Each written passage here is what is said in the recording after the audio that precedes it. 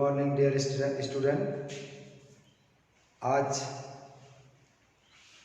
कक्षा 12 की दूसरी वीडियो आपको इस ऑनलाइन क्लास के ज़रिए मिलेगी। पहली वीडियो में मैंने सॉल्यूशन टॉपिक शुरू किया था और सॉल्यूशन टॉपिक शुरू किया था उसमें बहुत सारी चीज़ें बेसिक मैंने बताया था और एट लास्ट उस वीडियो में जो आर्टिकल चल रहा था वो विलयन की सांद्रता ज्ञात करने की विभिन्न विधियां, ठीक है। तो कक्षा 10 की वीडियो मैंने बनाया था तो उसमें मैंने मैसेज दिया था कि वीडियो के साथ डेली नोट्स स्टूडेंट ज़रूर बनाए, क्योंकि अगर नोट्स नहीं बनाएंगे तो पढ़ाई का रिदम कंटिन्यूटी नहीं बन पाएगी और किसी भी चीज़ की कंटिन्यूटी होना बहुत ज़रूरी है। बिना कंटिन्यूटी के कुछ भी नहीं किया जा सकता है। तो आपसे ये मेरी ख्वाहिश है, आपसे अपील है कि प्रत्येक वीडियो के साथ एक बेहतरीन नोट्स भी आपका साथ में बनना चाहिए ताकि इस वीडियो का फ़ायदा हो।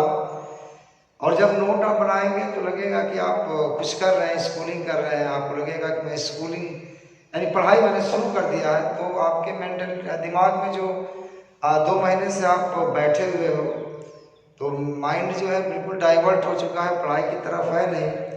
तो अगर पढ़ाई की तरफ उसको लाना है तो आपको उससे जुड़ना पड़ेगा, आपको कंटिन्यूटी देनी पड़ेगी।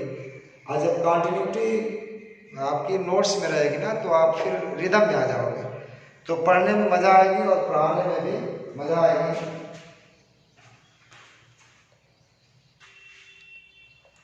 तो पिछले टर्म पे मैं नॉर्मलता बता रहा था और नॉर्मलता में मैंने फार्मूला आपको दिया था कैपिटल N बराबर W upon A into V, ये बताया था।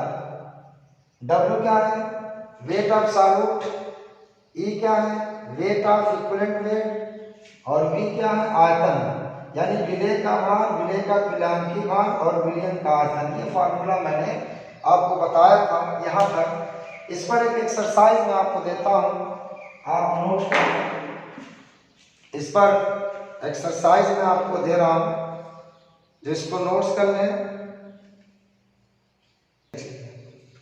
4 ग्राम सोडियम हाइड्रोक्साइड को जल में घोलकर विलयन का कुल आयतन 250 ml कर दिया गया। विलयन की नॉर्मलता ज्ञात कीजिए, ठीक है। क्या सवाल था? 20 ग्राम NaOH को जल में घोलकर विलयन का कुल आयतन 250 ml कर दिया गया। विलयन की नॉर्मलता ज्ञात कीजिए, ठीक है। विलयन की नॉर्मलता ज्ञात कीजिए। ये विलयन की नॉर्मलता हो गई का formula W upon E into V। W है weight of solute upon E क्या है? Weight of equivalent weight of solute. V क्या है? आयतन। W क्या है? विलेय का भार। E क्या है? विलेय का तुल्यांकी भार। V क्या है? आयतन। अब देखिए W दिया गया है, NaOH यहाँ पे विलेय है, इसका भार दिया गया है 4 ग्राम, 4 ग्राम दिया गया है। E दिया गया है, E बराबर दिया गया नहीं, E आपको निकालना पड़ेगा NaOH का तुल्यांकी भार। तो NaOH का तुल्यांकी भार कैसे निकालेंगे? NaOH का अणुभार बटे NaOH का अणुभार बटे NaOH में उपस्थित विस्थापनी OH की संख्या। NaOH का जो अणुभार होता है 40 होता है, इसमें OH की संख्या कितनी? 1 है, क्षार है। क्षार का तुल्यांकी भार निकालते हैं तो क्षार का अणुभार बटे क्षार में उपस्थित OH की संख्या से भाग दिया जाता है। ये हो गया 40 हो गया। आपने यहाँ पे 40 रख दिया, आयतन 250 दिया गया है, 4/40 गुणे 250, ये 250 ml में दिया है, तो आयतन आपको लीटर रखना है, ml को लीटर बदलना है, 1000 से भाग दे दीजिए, ये कैंसिल हो गया, ये कैंसिल हो गया, तो ऊपर चला जाएगा तो 40 हो जाएगा। अब 25 चौका कितना हो जाएगा बेटा, 100 हो जाएगा, कितना हो जाएगा 0 पॉइंट कितना हो जाएगा 4 नॉर्मल हो गया। ये आपका न्यूमेरिकल का आंसर हो गया 0.4 नॉर्मल। इस तरह से नॉर्मलता निकाली जाती है, ठीक है। अब देखिए ये जो नॉर्मलता के पदों में सांद्रता व्यक्त करने का मेथड था, अब जो अगला सांद्रता व्यक्त करने का मेथड है वो मोलरता है। क्या है? मोलरता, इन टर्म ऑफ मोलरिटी। क्या है? In term of molarity, in term of molarity, मोलरता, ठीक है। देखिए अब देखिए इसको कैसे डिफाइन करेंगे, बड़ा आसान है। यानी इसमें विलय का मोल विलयन के आयतन में जब घुला होता है तो विलयन की सांद्रता मोलरता के पदों में कहलाती है। यानी 1 लीटर विलयन में उपस्थित विलय के मोलों की मात्रा को मोलरता कहते हैं। 1 लीटर विलयन में उपस्थित विलय के मोलों की मात्रा को क्या कहते हैं? मोलरता कहते हैं, ठीक है ना। मोलरता को कैसे, देखिए ये एम कैपिटल एम से हमने नोट किया, इसको भी नोट किया। ये देखिए ऊपर लिखा जाएगा इसका जो फार्मूला होगा, मोल ऑफ सॉल्यूट। क्या है? मोल ऑफ सॉल्यूट अपॉन, नीचे क्या लिखा जाएगा, क्या लिखा जाएगा, वॉल्यूम ऑफ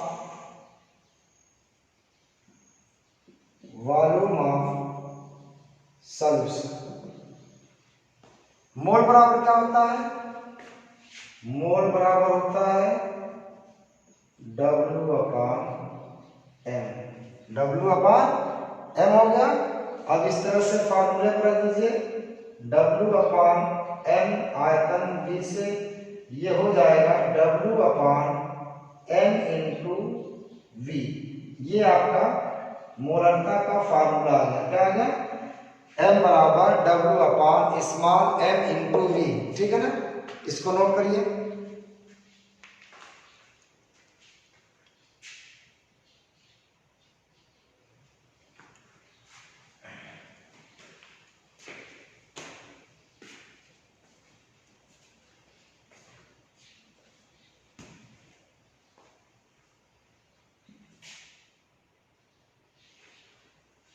तो इसको आपने नोट कर लिया होगा। अगर नोट नहीं किया होगा तो आप वीडियो को थोड़ा सा बैकवर्ड जा करके रिवर्स करके आप इसको नोट कर लिया करें। ऐसे करने से टाइम आपका सेव होगा। तो फार्मूला का क्या मिल गया था? MW/M × V। यहाँ से देखिए एक रिलेशन ग्राम प्रति लीटर और मोलरता में स्टैब्लिश होता है। तो W/V को इधर ले लीजिए आप एक तरफ, ये हो जाएगा कैपिटल M × स्मॉल m। ये रिलेशन हो गया ग्राम प्रति लीटर और मोलरता में। क्या हो गया? ग्राम प्रति लीटर और मोलरता में यह फार्मूला क्या होगा? संबंध स्थापित करता है। कहीं कहीं पर इसका प्रयोग भी फार्मूले में करना पड़ता है, इसको ध्यान रखिएगा, ठीक है ना।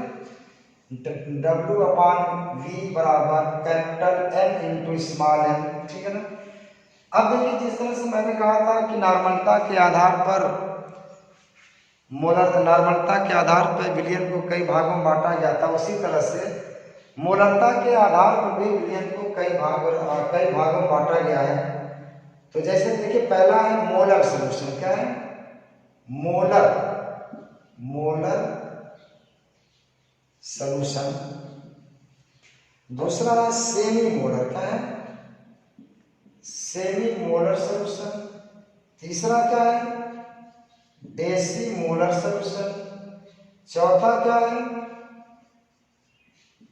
Centimolar solution. और पांचवा क्या है?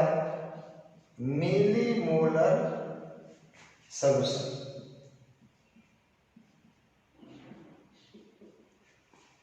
Molar solution, semi molar solution, decimolar solution, centimolar solution, millimolar solution बना सकते हैं।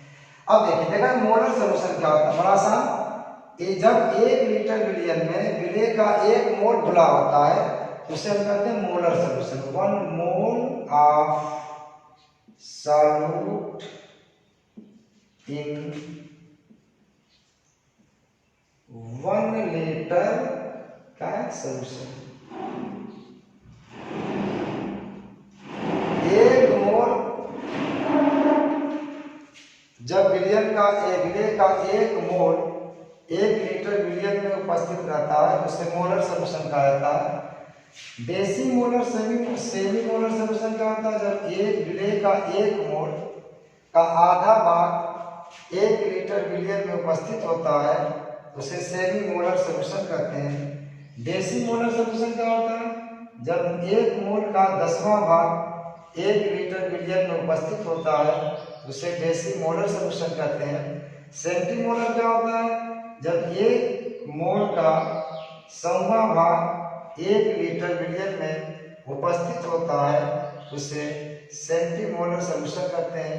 मिलीमोलर सॉल्यूशन क्या होता है, जब 1 मोल का 1000वां भाग 1 लीटर विलयन में उपस्थित होता है तो उसे मोलर सॉल्यूशन कहते हैं, मिलीमोलर सॉल्यूशन कहते हैं। ठीक है, तो semi molar solution, semi molar solution, decimolar solution, centimolar solution, millimolar solution. एक बार फिर इसको मैं डिफाइन कर दे रहा हूं। जब 1 लीटर विलयन में 1 विलय का 1 मोल घुला होता है उसे मोलर सॉल्यूशन कहते हैं। ठीक है, और जब 1 मोल का आधा भाग घुला होता है तो सेमी मोलर सॉल्यूशन कहते हैं। जब 1 मोल का 1/10वां भाग घुला होता है तो डेसीमोलर सॉल्यूशन कहते हैं। जब 1 मोल का 1/100वां भाग घुला होता है तो उसे सेंटीमोलर सॉल्यूशन कहते हैं। अब मिली सॉल्यूशन क्या होता है, जब 1 मोल का 1000वां भाग घुला होता है तो उसे मिली मोलर सॉल्यूशन कहते हैं। ठीक है, ओके।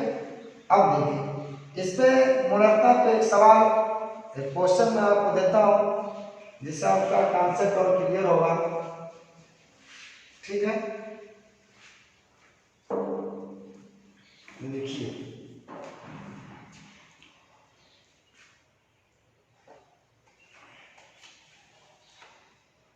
देखिए 20.6 ग्राम 20.6 ग्राम NaBr सोडियम ब्रोमाइड को 500 ml जल में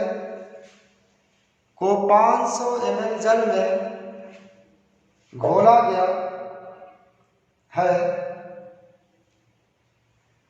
500 ml जल में घोला गया है। प्राप्त विलयन की मोलरता क्या होगी? प्राप्त विलयन की मोलरता क्या होगी? ठीक है ना, ये आपका सवाल है। प्राप्त विलयन की मोलरता क्या होगी? सबसे पहले मैंने कहा कि न्यूमेरिकल को पढ़ो और न्यूमेरिकल में देखो कि पूछा क्या जा रहा है। इसमें पूछा जा रहा है मोलरता, तो मोलरता बराबर होता है, आपको पीछे भी बताया, कैपिटल M बराबर W/N × V होता है। ठीक है ना, यहाँ पे विलय जो है NaBr है, क्या है, NaBr है, कितना है, NaBr का भाग दिया गया है 20.6 दिया गया है और भार इसका आप निकाल सकते हैं। देखो, सोडियम का आपका 23 होता है, इसका 80 होता है, 103 हो जाएगा। कितना हो जाएगा, 103 हो जाएगा। आयतन 250 दिया, ml में दिया है तो आपको लीटर में रखना पड़ेगा। तो क्या करेंगे आप, 1000 से 250 में भाग दे दीजिए। ठीक है, 1 0 0 से कैंसिल हो गया, ऊपर चला जाएगा तो 0 ये हो जाएगा और 103 × 25। इसको आप मल्टीप्लाई करके भाग जब देंगे तो ये 0.4 आएगा। कितना आएगा, 0.4 इसकी मोलरता आएगी। ठीक है, तो फेयर कर लो इसको।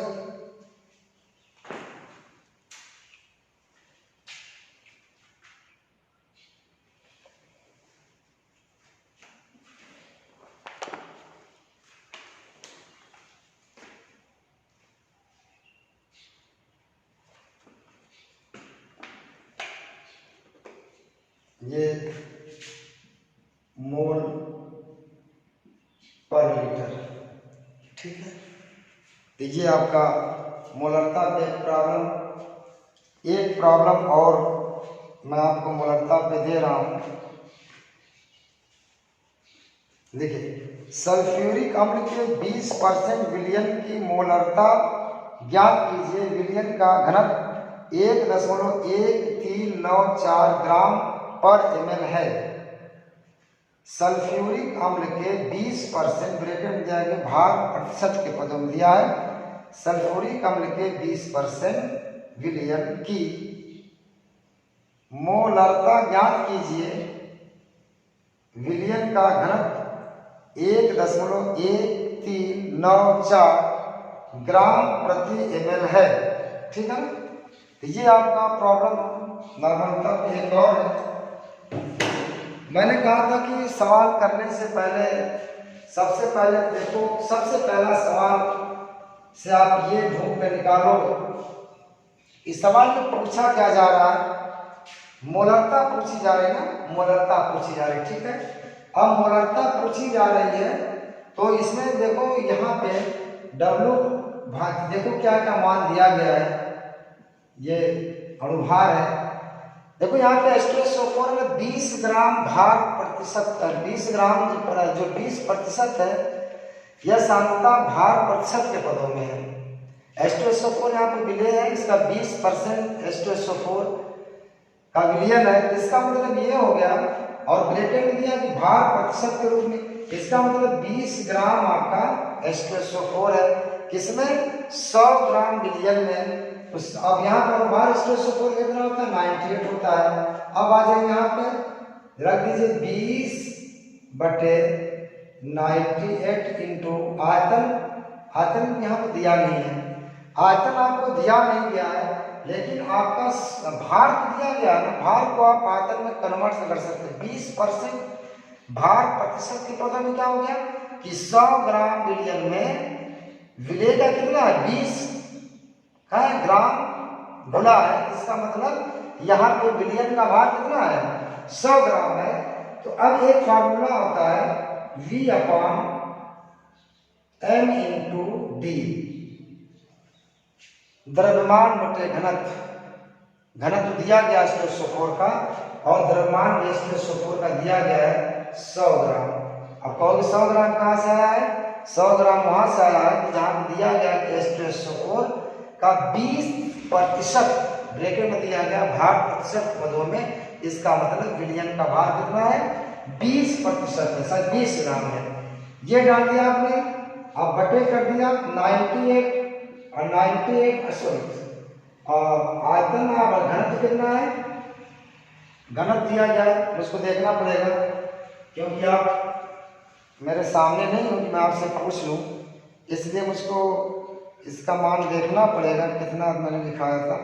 1.1394 ये इसका घनत्व हो गया। और इसको जब आप डिवाइड करोगे तो डिवाइड जब आप करेंगे घनत्व को इसको 86.76 ये क्या हो जाएगा ग्राम प्रति ml। ये इसका आयतन आ गया, क्या आएगा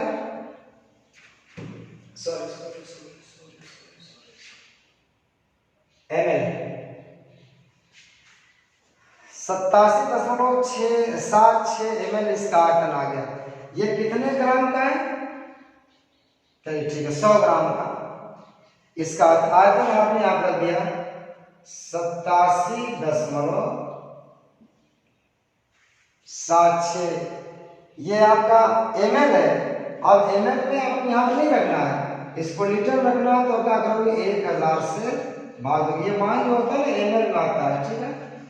अब रख दिया आपने, अब ये ऊपर जाएगा तो कितना हो जाएगा 20 1 2 3 उसके बाद 9 8 इंटू 8776 ये आपकी कैलकुलेशन आ गया। इस कैलकुलेशन को आप करिएगा तो आपको इसका आंसर मिल जाएगा। इसको डिवाइड मैं इसको मल्टीप्लाई करके क्या कर देंगे, डिवाइड कर देंगे, ठीक है ना। चलिए इसका आगे काम आप कर लीजिएगा।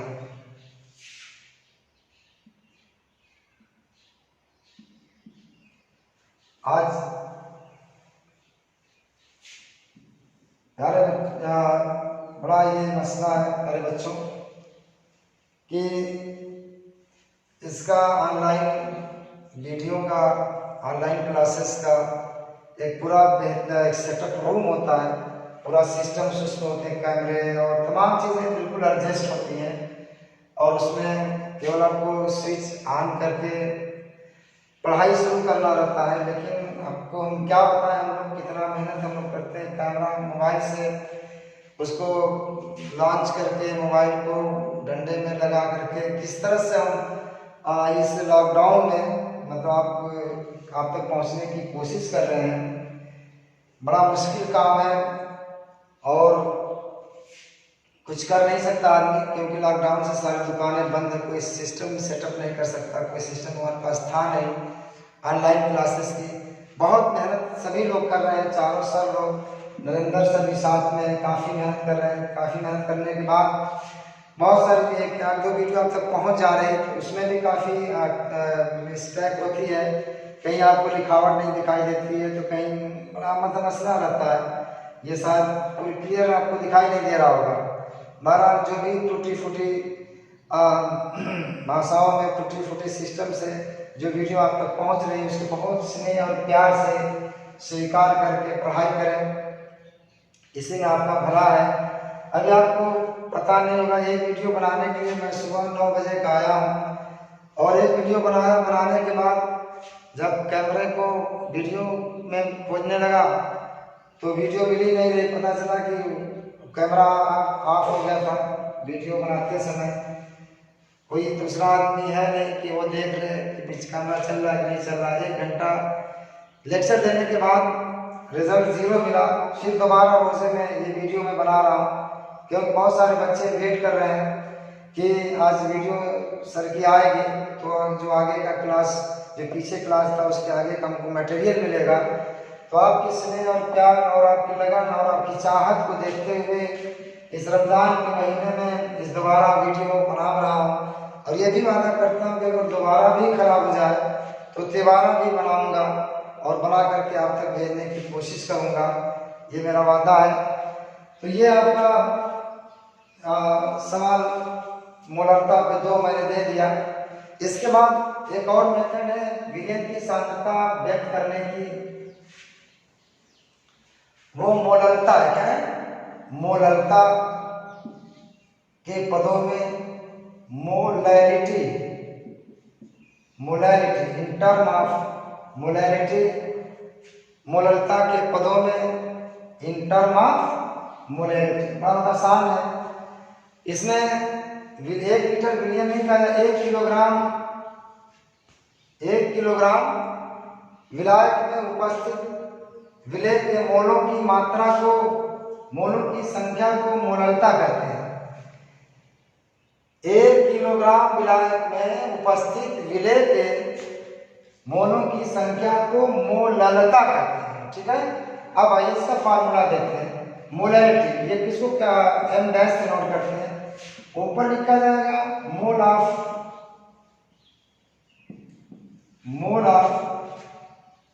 Solvent, solute, mole of solute upon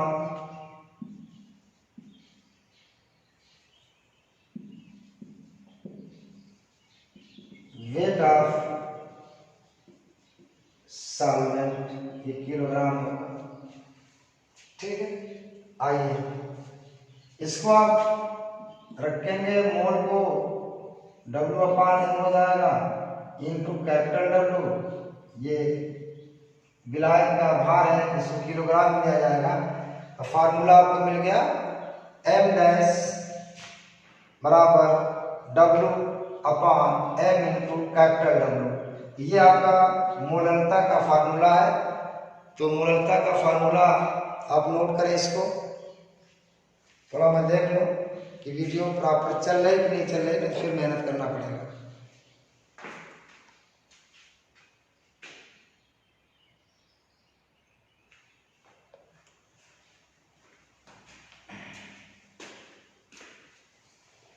ठीक है, चल रही है।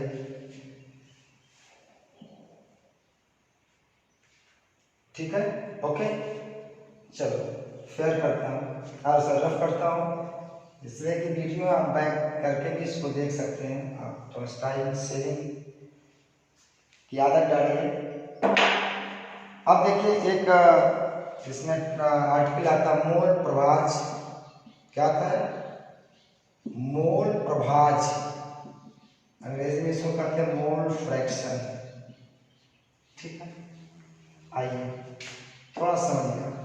जैसे मान लीजिए कि आपका ये सोल्यूशन है। सोल्यूशन आपका मान लीजिए 3 कंपोनेंट, इसमें कितने? ए है, बी है, सी है। इस विलियन में 3 कंपोनेंट हैं। तो मोल फ्रैक्शन अगर किसी एक मोल का एक विलेय का निकालना, इसमें 3 विलेय ए बी सी हैं, तो मोल फ्रैक्शन बराबर होता है बच्चों मोल फ्रैक्शन का मतलब समझ लीजिए पहले। देखिए, मोल फ्रैक्शन विलियन के किसी एक घटक का मोल बटे या और विलियन के कुल घटकों के मोल के योग के अनुपात को मोल प्रभाज कहा जाता है।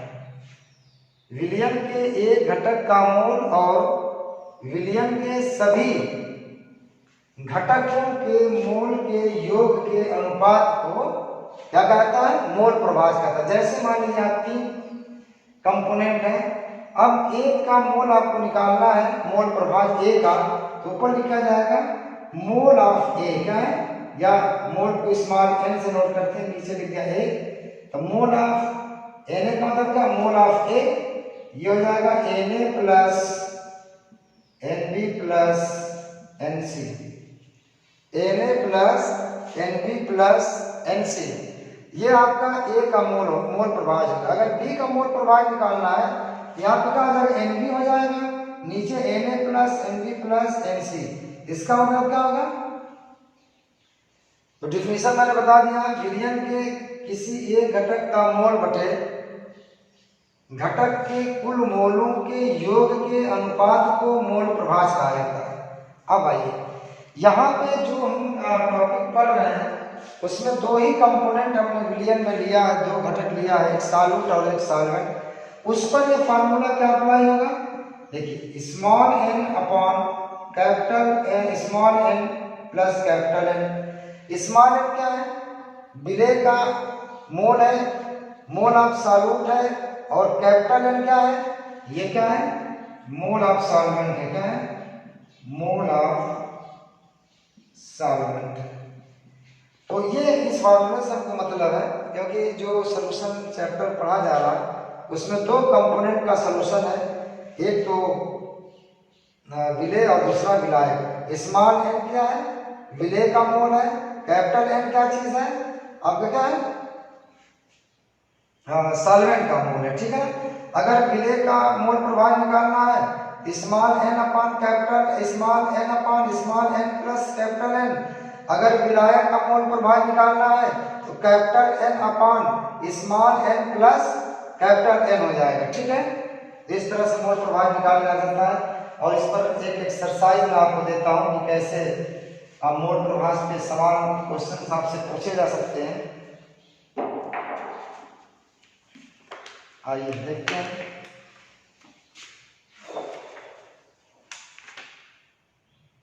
मोल प्रभाज, चलिए एक सवाल है, इसमें दिया गया है कि 900 ग्राम जल में 900 ग्राम जल में एसीटोन के 5.8 ग्राम घोले गए। 900 ग्राम जल में एसीटोन के 5.8 ग्राम घोले गए विलियन में जल तथा एसीटोन के मोल प्रभाज ज्ञात कीजिए। विलियन में जल तथा एसीटोन के मोल प्रभाज ज्ञात कीजिए। ठीक है ना? ये सवाल आपका है, जल और एसीटोन का मोल प्रभाव आपसे पूछा जा रहा है, ठीक है ना। तो दोनों का मोल प्रभाव निकालना है, तो सबसे पहले आप मोल निकाल लीजिए दोनों का, ठीक है। तो पहले निकाल लीजिए mole of acetone, mole of acetone बराबर क्या होता है, मोल ऑफ एसीटोन क्या हो जाएगा बच्चे, इसका भार बटे इसका अनुभाग। मोल का भार दिया गया है, एसीटोन का भार दिया गया है 5.8, एसीटोन का अनुभाग चाहिए, तो फार्मूला ये होता है CH3CO, ये एसीटोन का अणुसूत्र है, इससे आप इसका अनुभाग निकालेंगे, ये 58 होता है। आप इसको जोड़ के सकते हैं, 58 निकल जाएगा आपका, और ये हो जाएगा 0.1 हो जाएगा। इसी तरह मोल ऑफ H2O निकाल लीजिए, इसका भाग दिया गया है 900 दिया गया ग्राम, और इसका अनुभाग कितना होता है 18 होता है, किसका H2O का, H2O का अनुभाग 18 होता है, और भाग देने में कितना हो जाएगा 50 आ जाएगा, 18 5 90, ये आपका मोल निकल गया, ठीक है ना। अब जब मोल निकल गया, अब मोल प्रभाव दोनों का हम एक एक करके निकाल लेते हैं। यहाँ पर लिखेंगे मोल फ्रैक्शन ऑफ एसीटोन, क्या है मोल फ्रैक्शन ऑफ एसीटोन, कैसे निकाला जाएगा, mole fraction of acetone, mole fraction of acetone. अब देखिए मोल, जिसका मोल फ्रैक्शन निकालना उसका मोल ऊपर लेंगे, ये 0 पॉइंट कितना हो जाएगा 1 हो जाएगा, और ये कितना हो जाएगा 0.1 प्लस दोनों का मोल जोड़ दीजिए 50 हो जाएगा। तो 0.1 और 50.1 हो जाएगा, ठीक है ना। ये आपका डिवाइड करेंगे तो ये 500 निकल जाएगा,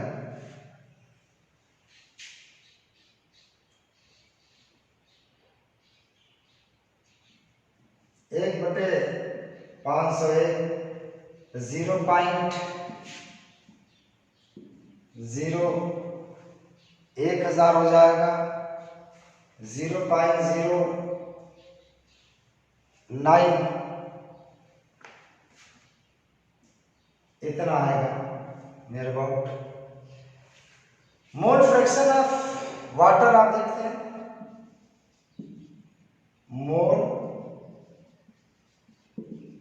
फ्रैक्शन ऑफ वाटर, इसका मोल ऊपर लिया जाएगा, इसका मोल कितना आया 50 आया है वाटर का, 0.1 प्लस 50 तो कितना हो जाएगा बेटा, ये 50/51 हो जाएगा, ये हो जाएगा 500 बटे 501 हो जाएगा, तो 0 पॉइंट कितना हो जाएगा 0.9,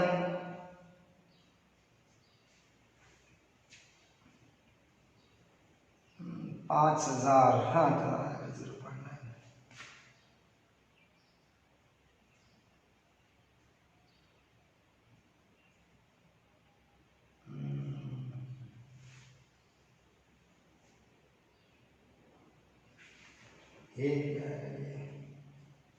ठीक, इस तरह से आप इसको कैलकुलेट कर लीजिएगा, डिवाइड हो सकता है कहीं पे मिसप्रिंट हुई हो भागा देने पे, बारह इस तरह से आपका मोल फ्रैक्शन निकाला जाएगा, ठीक है ना, आप नोट कर लें इसको।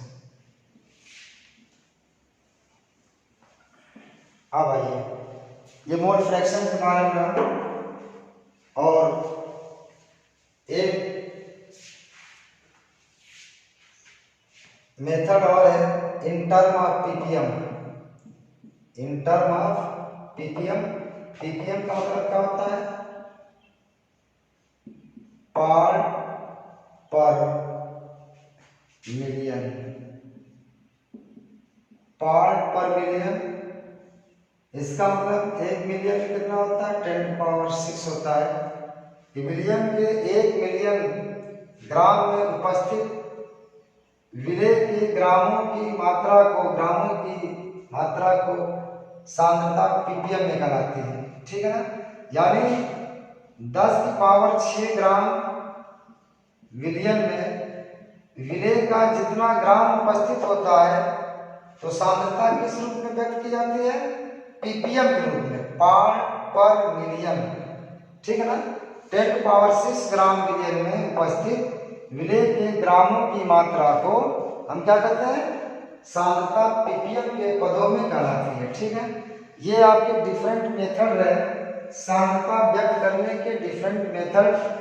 अब बड़ा ही इंपॉर्टेंट आर्टिकल जो आगे आ रहा है टॉपिक में, बहुत इंपॉर्टेंट है सवाल, इससे कॉम्पिटिटिव एग्जाम में, नीट वगैरह में, नीट में, आईआईटी में और बोर्ड की परीक्षाओं में इन्हीं से ज़्यादा पूछे जाते हैं, ठीक है ना। एक देखिए जो आगे आर्टिकल है, अणुसंघ गुण, अणुसंघ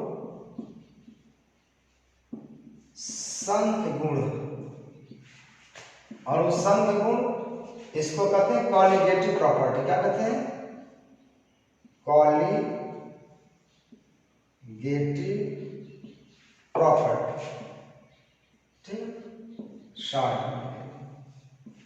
कॉलिगेटिव प्रॉपर्टी, अणुसंघ गुण क्या होता है, अब इसके बारे में मैं थोड़ा सा आपको हिंट दूंगा और नेक्स्ट लेक्चर होगा वो नेक्स्ट वीडियो में मैं दूंगा। अणुसंघ गुण क्या होता है, कहा था कि विलयन के वे भौतिक गुण जो विलेय के कणों की संख्या पर निर्भर करते हैं उसे अणुसंघ गुण कहते हैं। क्या कहते हैं, अणुसंघ गुण कहा जाता है, ठीक है। विलयन के वे भौतिक गुण जो विलेय के कणों की संख्या पर निर्भर करते हैं उसे अणुसंघ गुण कहा जाता है।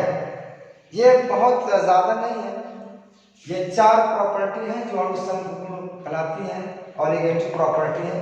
पहला तो परासरण दाब, पहली जो कॉलिगेटिव प्रॉपर्टी है परासरण दाब, परासरण और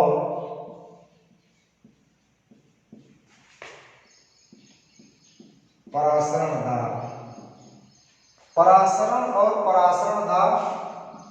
दूसरी जो है वाष्प दाब, वाष्प दाब में अवनमन। तीसरा जो है क्वथनांक में उन्नयन और चौथा जो है हिमांक में अवनमन। ये 4 प्रॉपर्टी हैं जो परासरण और जो अणुसंघ गुण कहलाती है, कॉलिगेटिव प्रॉपर्टी कहलाती है, जो विलेय के कणों की मात्रा पर विलेय की कणों की संख्या पर निर्भर करते हैं। परासरण और परासरण दाब, वाष्प दाब में अवनमन, क्वथनांक में उन्नयन, हिमांक में अवनमन, ठीक है। इसको अंग्रेजी में ऑस्मोसिस कहते हैं, ऑस्मोटिक प्रेशर हो जाएगा। वाष्प दाब में अवनमन का मतलब क्या होगा, डिप्रेशन इन वेपर प्रेशर। क्वथनांक में उन्नयन का मतलब क्या होगा, elevation in boiling point, elevation में चढ़ना। हिमांक में अवनमन क्या होगा, डिप्रेशन इन फ्रीजिंग पॉइंट। ये 4 प्रॉपर्टी हैं जो अणुसंघ गुणधर्म कहलाती है, जिनको एक एक करके मैं आपको बताऊंगा। तो अगला जो लेक्चर होगा वो नेक्स्ट वीडियो में मैं आपको दूंगा, परासरण दाब और परासरण और परासरण दाब से रिलेटेड होगा। इस तरह से जब ये आप पढ़ लेंगे तो ये टॉपिक आपका क्लोज हो जाएगा, ठीक है। तो नोट्स आप बनाते चलिए और इस चीज़ का बहुत ध्यान रहे कि पढ़ाई की कंटिन्यूटी पे जल्द से जल्द आप आ जाए। तो वीडियो जब हम लोग इसको देखते हैं तो थोड़ा सा हमारे उसमें माइंड में देखा उस वीडियो के सामने दिखाई देता है कि कितने व्यूअर्स आपके हैं, तो थोड़ा सा इंटरेस्ट रहता है कि कितने लोग वीडियो देखे हैं। इसलिए मैं आपसे कहता हूँ कि अगर वीडियो आपको अच्छी लगे तो वीडियो को लाइक और सब्सक्राइब करना ना भूलें, जिससे आपके सब लोगों का मान सम्मान और उत्साह बढ़ता है। तो बहुत बहुत धन्यवाद। अब नेक्स्ट वीडियो पे आपसे मुलाकात होगी।